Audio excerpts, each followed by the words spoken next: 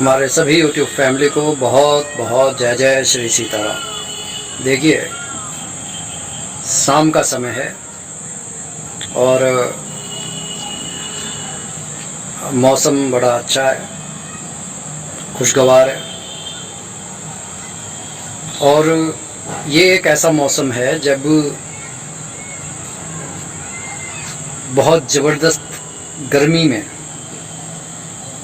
जब हल्की फुल्की बारिश हो जाती है तो कई बार राहत मिल जाती है।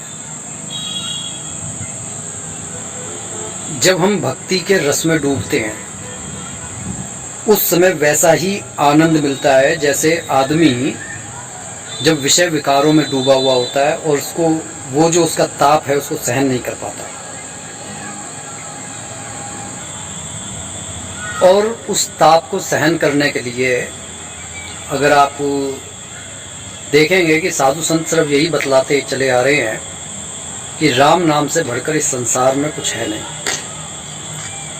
लेकिन ये जो मन है ना, ये विषय विकारों का आ सकता है। बचपन में जब कोई बच्चा रोता है तब उसको खिलौने दिए जाते हैं ताकि वो चुप हो जाए, और वो चुप हो भी जाता है।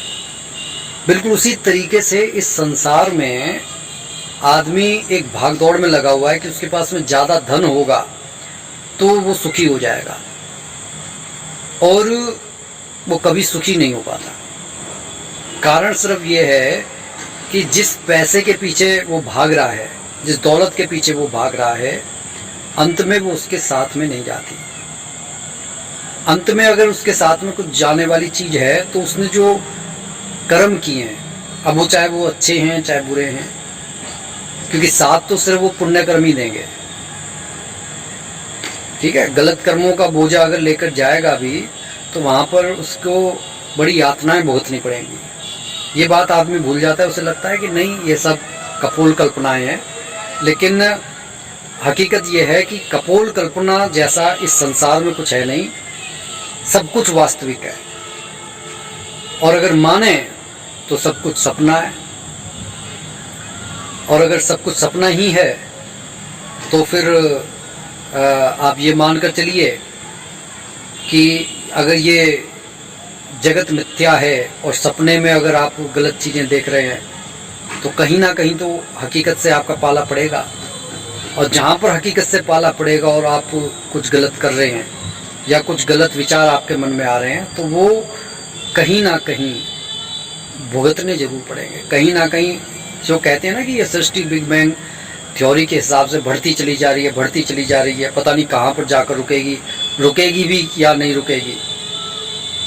तो आप ये मानकर चलिए कि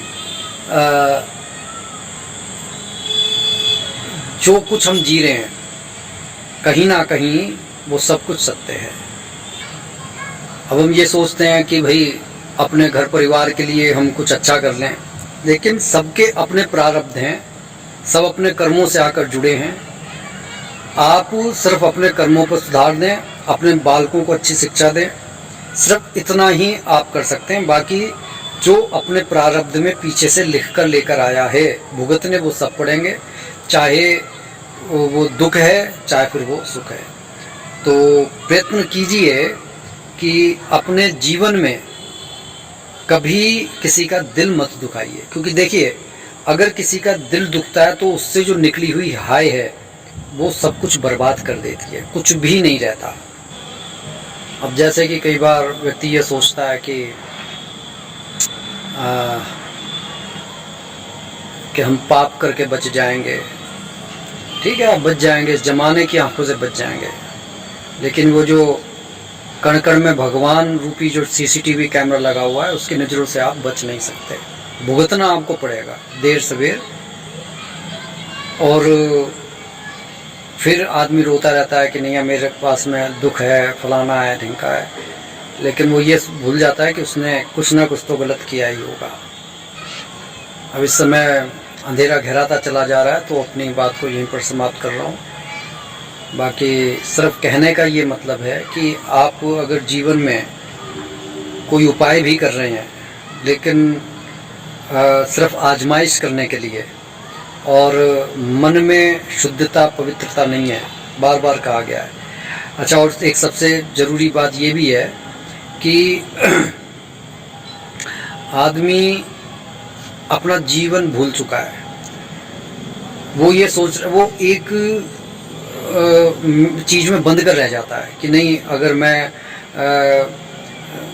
अगर मैं मान लो पूजा पाठ कर रहा हूँ और मैं गीत गाऊंगा तो लोग क्या कहेंगे। अरे लोगों का काम है कहना, लोगों के हिसाब से अगर आप जिएंगे तो जी नहीं पाएंगे। लेकिन अगर आप सच्चे हैं, आपका हृदय साफ है, आप अपने तरीके से जिए, किसी की मदद कर सकते हैं कीजिए, फिर आप देखिए कि ठीक है। क्योंकि कई बार मेरे को भी, जैसे कि आजकल कई बार सब्सक्राइबर की ज़रूरत पड़ जाती है, तो हम भी वहाँ पर अपना लिपसिंग करने लगते हैं, तो लोगों के कमेंट आते हैं कि बाबा जी जो हैं वो गीत गा रहे हैं। तो देखिए, इन सब बातों को अगर आप यहाँ पर वर्क कर रहे हैं तो थोड़ा सा आपको इन बातों को इग्नोर करना पड़ेगा, ठीक है। अच्छे काम कीजिए, वरना ठीक है, कुछ किसी का चोरी तो आप कर नहीं रहे हैं। और फिर सबसे बड़ी ज़रूरी अहम बात यह है कि मेरा सिर्फ ये प्रयास है कि किसी भी तरीके से लोगों की मदद की जाए, किसी भी तरीके से। अगर हम देश के लिए कुछ कर सकते हैं तो करें, किसी भी। और देश के लिए करने के लिए ये नहीं है कि हम राजनीति में घुसना है। आप देश के लिए कर सकते हैं, देश की मिट्टी को साफ करके, देश की नदियों को साफ करके, देश में पेड़ पौधे लगाकर, देश के लोगों की मदद करके। लेकिन कॉमन सेंस हमारे में इतना रहना चाहिए कि कोई आपका उल्लू बनाकर, कहीं ऐसा तो नहीं कि आपको ठग कर जा रहा है, फिर तो आपके पास में भीड़ लगी रहेगी और इतना आपके पास भी नहीं होगा। हालांकि देने वाले के 1000 हाथ हैं, लेकिन हमारे को इतनी कॉमन सेंस होनी चाहिए। तो सिर्फ आज की वीडियो में इतना ही। बाकी जय जय श्री सीताराम।